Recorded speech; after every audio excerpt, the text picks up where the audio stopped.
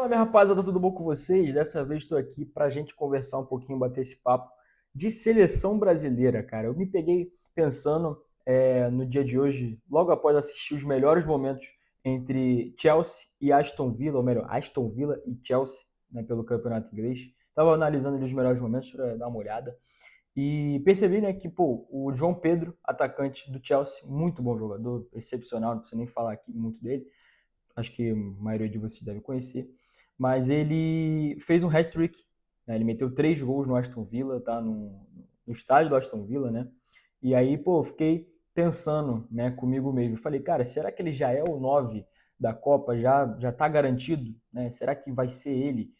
Ou vai ter uma disputa ali para ver quem vai ser o titular? Enfim, eu falei, cara, tá aí uma boa ideia de vídeo pra gente trazer aqui pro canal e é isso que eu trouxe, isso que eu estou trazendo aqui para vocês no dia de hoje, beleza? Vamos fazer um bate-papo aqui sobre isso, justamente. Quem que vai ser o 9 da seleção na Copa do Mundo, tá? Eu separei aqui uma lista de 10 nomes para a gente discutir.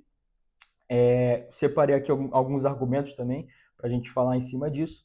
Então, vamos falar sobre isso no vídeo de hoje. Obviamente, deve ter mais nomes, tá? A serem cotados, a serem cogitados, mas eu trouxe os 10 que eu mais ouvi, pelo menos, tá? Que eu mais ouvi sendo cogitados pela mídia e pelo público no geral, tá? Então, eu separei os 10 melhores, entre aspas, tá? Ou pelo menos os mais cogitados, os mais cotados para essa vaga.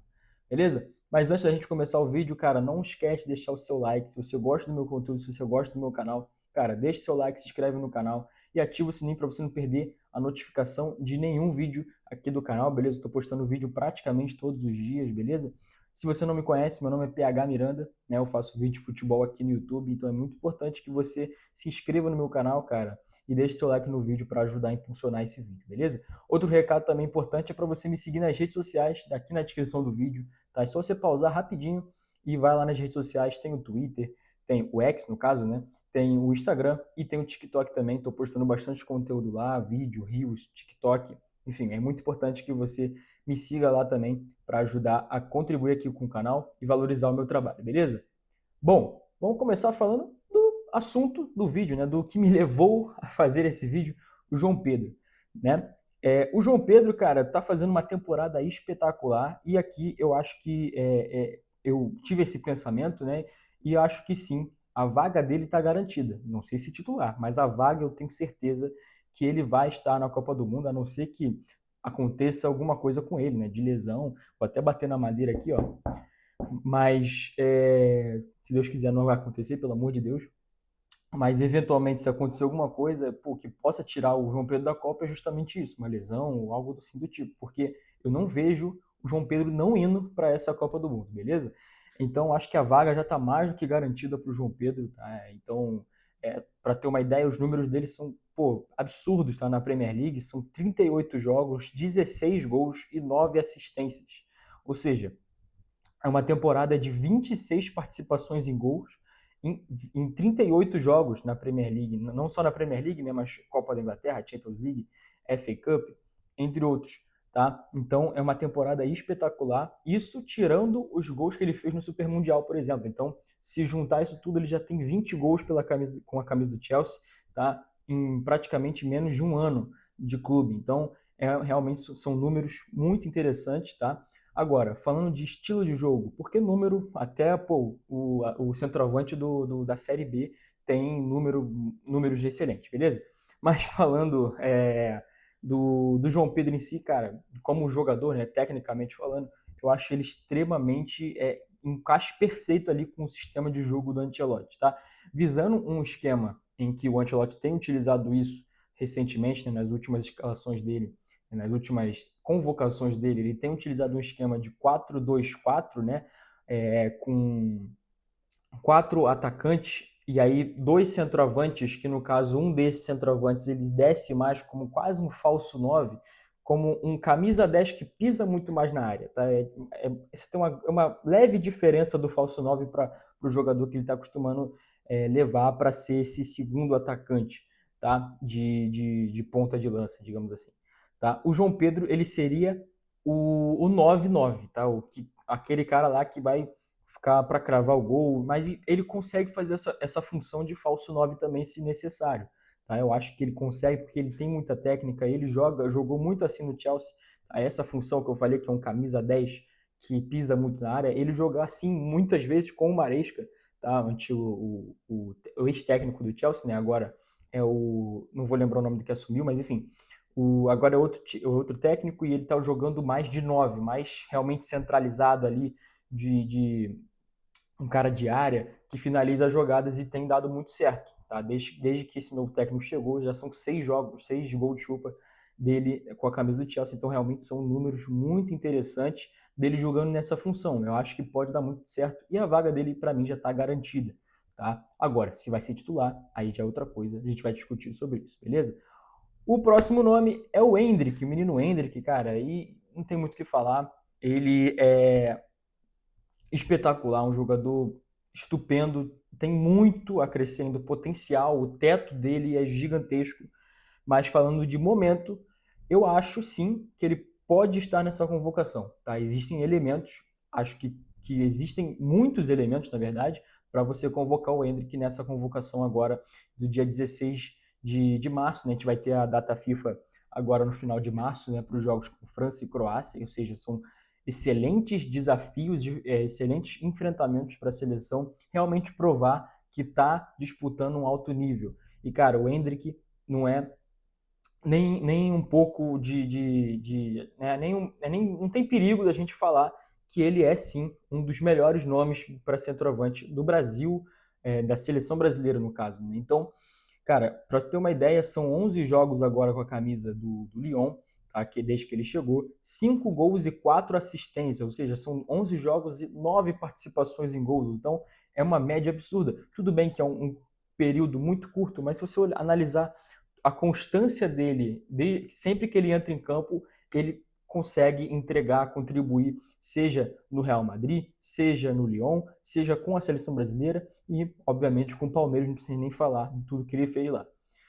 Então, eu acho que, fora números, né, que a gente tirando, olhando mais um olhar macro, apesar do bom momento dele, a gente tem, apesar não, desculpa, além do bom momento dele, a gente tem a visão, a perspectiva que eu tenho, pelo menos, de um encaixe perfeito que ele consegue dar no estilo de jogo do Ancelotti. Por quê? Eu vejo o Endrick jogando muito mais caído pela direita, não digo um ponta, tá? Ele é caído pela direita, não necessariamente aquele ponta agudo, né, que, enfim, vai ser extremamente rápido. Não que o Endrick não seja rápido, mas eu não vejo o Endrick fazendo essa função. Eu digo ele jogando, atuando mais pela direita e puxando para dentro, tá? Ele fez essa função por muito tempo no Palmeiras, na base, e depois quando subiu também. E, cara, deu muito certo, tá? A gente viu como o Palmeiras jogou. Eu gosto dessa versão do Endrick. Agora, se o Ancelotti vai gostar, eu não sei, tá? Como ele tem jogado no Lyon, ele tem jogado numa dupla de ataque, tá? E eu não vou saber qual o nome exatamente do atacante que ele vem jogando junto, mas que tem dado muito certo, tá? E ele tem feito justamente isso, essa função que eu estou dizendo, que é um cara que é mais caído para a direita, não necessariamente um ponta, mas é um atacante que ele cai mais pela direita e vai para o meio, né? Faz aquele corte entre a defesa e ele faz isso de forma estupenda, né? O Endrick dispensa comentários, mas enfim, falando mais sobre Copa do Mundo mesmo, cara, eu acho que ele ser convocado para essa Copa do Mundo de 2026 é o perfeito para o projeto do Endrick. Tá? Não só para o projeto do Endrick em si, mas da seleção brasileira, de formar um novo craque. Tá? Porque, como eu disse, o teto do Endrick é o limite ao céu. O limite ao céu, ou talvez até além dele. E isso quer dizer o quê? Cara, o que a gente pensa do Endrick em 2026 é de que daqui a 10, 15 anos ele vai ser um dos melhores centroavantes do mundo. Um dos melhores jogadores do mundo, na verdade. Tá? Esse é o teto que o Endrick pode chegar. E acho que sim, ele tem total capacidade para fazer isso. Não estou dizendo que ele vai, tá? Eu espero que vá, sim. Agora, que ele vai fazer isso, não sei, tá? Mas o teto dele é esse, tá? O limite é mais do que o seu. Enfim, e para o projeto, essa convocação dele de surgir finalmente para o futebol, né, de ressurgir para o futebol, mostrando que ele realmente é ele tem esse fator decisivo, ele chama a responsabilidade para si, ele tem essa característica, essa personalidade. Então, eu acho que isso é essencial para a seleção e para o projeto de carreira do Endrick, de uma formação de uma carreira que só tem a crescer. Tá? Então, acho que sim, é uma convocação que eu espero e que eu gostaria muito de ver. Tá? Não para titular, eu acho que ainda não, mas não acharia ruim, tá, ele ser titular da seleção, mas não sei se ele seria o meu titular, ok? Mas eu acho que seria extremamente o que a seleção precisa no momento, que é um cara decisivo, que é um cara que chama a responsabilidade, e o Endrick tem todas essas características, apesar da idade dele ser bem jovem, tá? Mas enfim, o próximo nome é o Matheus Cunha. Matheus Cunha, que também eu acho que já está garantido na Copa do Mundo.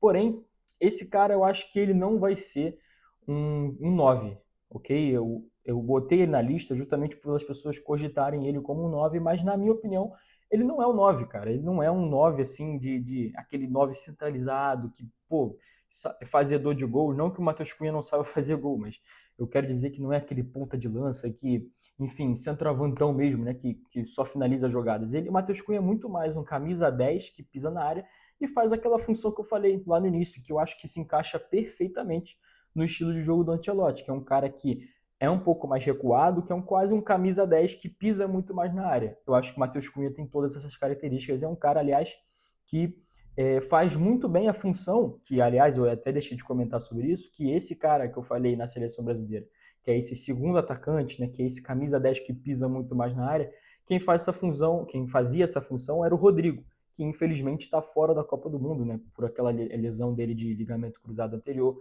Então, infelizmente essa vaga ficou vaga, né?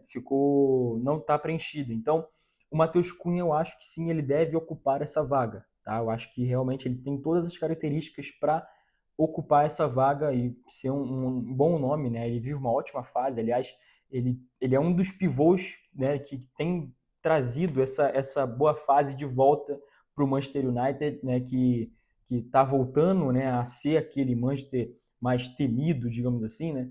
E ele tem sido um dos principais jogadores, né? Já são, se eu não me engano, 11 jogos sem perder, né? Perdeu hoje contra o Newcastle, mas antes disso já eram 11 jogos sem perder do United e ele é um dos principais jogadores, né? Decisivo contra o Leeds United e decisivo mais recentemente contra o Arsenal, né? O líder do campeonato inglês. Então, ele tem sido mostrado muito bom. Aliás, é um dos jogadores que se salvam nos jogos ruins da seleção. Por exemplo, naquele jogo contra a Argentina, que a gente toma um sacode de 4-1, ele é um dos poucos jogadores que joga bem naquela partida, tá? Aliás, ele faz o gol, se eu não me engano, tá? Ele que faz o gol do Brasil naquele jogo, e ele joga bem naquela partida, tá? Então ele é um dos poucos que se salvam naquele jogo especificamente, e em outros que o Brasil joga mal. Então, quando ele é aprovado na seleção, quando ele é testado na seleção, ele tem contribuído, e não precisa nem falar nada do que ele faz fora, tá? Eu acho que ele entrega muito tanto para o United, como ele entregou, por exemplo, nos outros clubes também. Beleza? Bom, o próximo nome é o Igor Jesus. Esse aí vai mexer um pouquinho com o meu coração, né? Todo mundo sabe que eu sou botafoguense, não precisa nem esconder.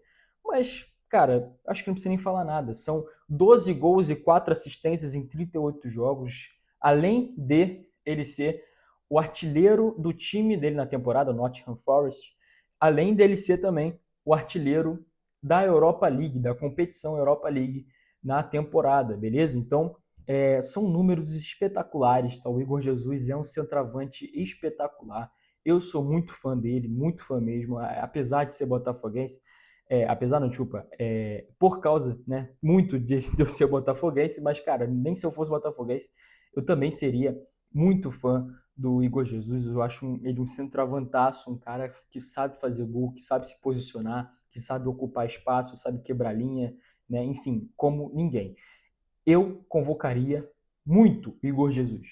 Agora, tirando a emoção de lado, olhando mais racionalmente, o Igor Jesus, cara, ele sempre que ele foi testado na seleção, ele correspondeu às expectativas, tá? Ele fez aqueles 2 gols dele você pode me corrigir se eu errar, tá? Mas se eu não me engano, contra o Chile, naquele jogo que a gente sai perdendo e o Luiz Henrique e o Igor Jesus fazem gol. E depois no próximo jogo, que se eu não me engano é a Venezuela, tá? Venezuela. Eu acho que é a Venezuela. E depois eu posso me corrigir se eu tiver errado. Mas enfim, Cara, sempre que ele é testado na seleção, ele consegue contribuir, ele consegue corresponder dentro de campo, e isso, cara, é essencial para a seleção. Então, é um cara muito, extremamente decisivo. Eu acho que tem tudo para dar muito bom na seleção também. Eu levaria ele como minha terceira opção de centroavante. Tá? Eu falei João Pedro, Endrick e para mim o terceiro seria o Igor Jesus. Então eu fecharia com 3 centroavantes sendo João Pedro, Endrick e Igor Jesus. O Matheus Cunha eu levaria para outra posição, como eu falei. Tá? Vamos falar dos outros nomes aqui. O próximo deles é o Igor Thiago, né? O Igor Thiago, cara, sem nem falar também, números espetaculares, são 19 gols e uma assistência em 30 jogos na Premier League, cara, são realmente números absurdos dele, lá no Brentford. Mas tem uma coisa que ainda não foi testado na seleção brasileira. E acho que nessa reta final, né, só faltam 2 amistosos, você usar esses 2 últimos amistosos para testar jogadores, eu não acho que seja a coisa mais eficaz a ser feita. Eu acho que o Ancelotti tem que apenas lapidar toda essa construção que já foi curta, mas ele ainda precisa ser lapidada. E nada melhor do que testar contra França e Croácia. Tá? Eu acho que são adversários muito bons que o Brasil vai pegar e realmente para testar os jogadores e para lapidar o time, não para testar ninguém. Testar era para ser nas eliminatórias, enfim. Infelizmente a gente não teve tempo suficiente. Acho sim que ele merecia uma convocação, tá, nas eliminatórias, mas agora eu acho que já está muito em cima. Na minha opinião, tá? É a minha opinião. Você pode discordar à vontade, com respeito, obviamente. Mas a minha opinião é que ele não deve ser convocado justamente pela ausência de teste dele, cara. Ele não foi tão testado na seleção e agora o encaixe não vai dar tão certo assim, na minha opinião, beleza? Bom, já fazendo um gancho justamente por esse mesmo motivo, o Ryan, cara. Eu acho que o Ryan, acho que na verdade ele tem uma pequena diferença. Por que eu levaria o Ryan?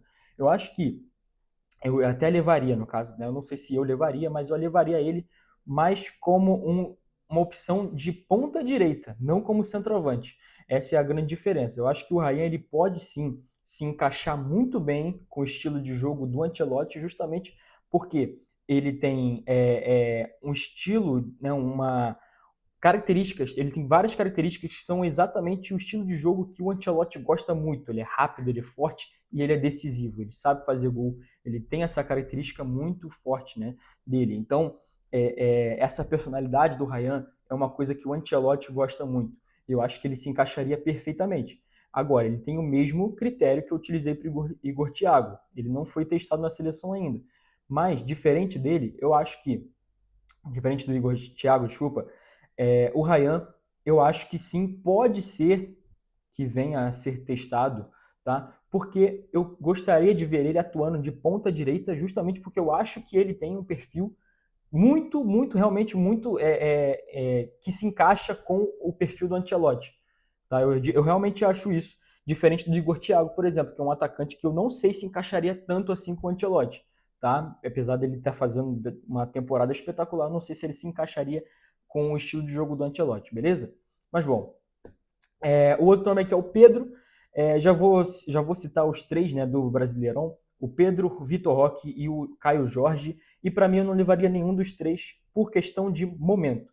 Eu acho que o momento do Pedro não é um dos melhores e o Caio Jorge também não. O melhor dos 3 aqui, de questão de momento, é o Vitor Roque, né? O Pedro estão vivendo um momento de incerteza no Flamengo, né? A gente não sabe ainda nem se ele é titular né, titular direto assim do Flamengo, é titularzão, né? Não sabe ainda, é uma incerteza, né? Tá vivendo uma má fase, a gente sabe dessa crise toda que está tendo no Flamengo, troca de técnico, enfim, não está completamente certo ainda no próprio time, quem dirá na seleção. Tá? E eu também tenho dúvida se ele se encaixaria no estilo de jogo do Ancelotti, porque o estilo de jogo do Ancelotti é justamente um estilo muito intenso, muito físico, e o Pedro não é esse jogador, tá? Eu acho que ele é muito técnico, tá? A habilidade dele é inquestionável, de outro nível realmente. Agora, na questão física, na questão intensidade, ele deixa a desejar um pouquinho. Beleza? Então, tenho dúvida se ele se encaixaria. Diferente, por exemplo, do Vitor Roque, que, na minha opinião, é o dos três é o que mais se encaixa, na minha opinião. Mas, comparado à concorrência, eu acho que a concorrência leva a melhor. Né? Como eu falei, eu levaria o João Pedro, o Endrick e Igor Jesus. E, pô, o Vitor Roque eu acho que não é melhor do que nenhum dos 3 no momento, beleza? apesar dele estar fazendo uma temporada boa até agora, né? São 13 jogos e 5 gols e uma assistência, obviamente tudo uma parte no Paulistão e nessas 3 rodadas que teve de Brasileirão, é muito pouco pra gente falar, mas a temporada passada dele foi muito boa, tá? Foram 20 gols e 5 assistências na temporada 2025. Então, foram números ok, tá? Bons números, na verdade, né? Então, mas, como eu falei, acho que a concorrência, né, ele deixa a desejar um pouquinho, né, em alguns quesitos, beleza? O Caio Jorge é a mesma coisa, tá? Eu acho que ele é um artilheiro nato, mas não está num bom momento, tá? No Cruzeiro também não vive uma boa fase, então acho que não faz nem sentido levar ele para essa data FIFA, ok? Justamente também por comparar com a concorrência. O outro nome que eu separei aqui é mais para citar mesmo, porque as pessoas citam, e o Ancelotti também, infelizmente, que é o Richarlison, cara. O Richarlison, as últimas convocações dele foram inquestionáveis, não, desculpa, injustificáveis, é que eu falei inquestionáveis agora. As convocações recentes dele estão sendo injustificáveis e a gente não sabe por quê, cara. Porque ele não está fazendo uma boa temporada, tá? São apenas 8 gols em 34 jogos e esses gols são todos gols de oportunismo. Não é aquele gol, é oportunismo e pênalti, tá? Não são aqueles gols de centroavante mesmo, né? Não sei o quê.